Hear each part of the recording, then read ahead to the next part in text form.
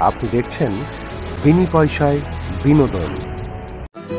Mission শেষ হবার পরই আসল রথ নিয়ে আসতে বলে দাদুভাই, এবং আসল রথ আসে। সেখানে দড়ি টানতে গিয়ে অগ্নির হাতের সাথে কথার হাত লাগে। সঙ্গে সঙ্গে অগ্নি হাত সরিয়ে নেয়। অঙ্কিত তখন অগ্নিকে বলে, তুই কি কথাকে কখনোই মেনে নিতে পারবি না?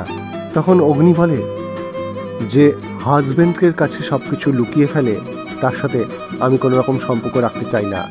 সে কি করে দিনের পর দিন আমাকে মিথ্যে কথা বলে দেয়। এরপরই বাড়িতে সবাই মিলে মিট করে এবং সেখানে কথা বলে সবার জন্য। আজকে আমি একটা নতুন রেসিপি করব, যে রেসিপিটা আমি যে গ্রামে গিয়ে উঠেছিলাম সেই গ্রাম থেকে শিখেছি। তারপরেই চায়ের কাপ নিয়ে ঢোকে অগ্নির ঘরে, এবং অগ্নির হাতে যখন চায়ের কাপ দিতে যায় তখন অগ্নি নেয় না, উঠে সেখান থেকে চলে যায়। তখন কফি খেতে যায় অগ্নি।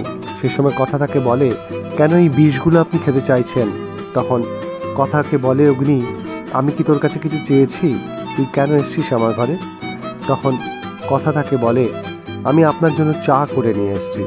তখন অগ্নি বলে, আমার জন্য তোকে কিচ্ছু করতে হবে না, আমি তোকে চাই না দেখতে।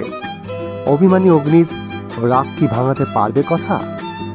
সমস্ত খবরে আপডেট পেতে দেখতে থাকুন বিনি পয়সায় বিনোদন।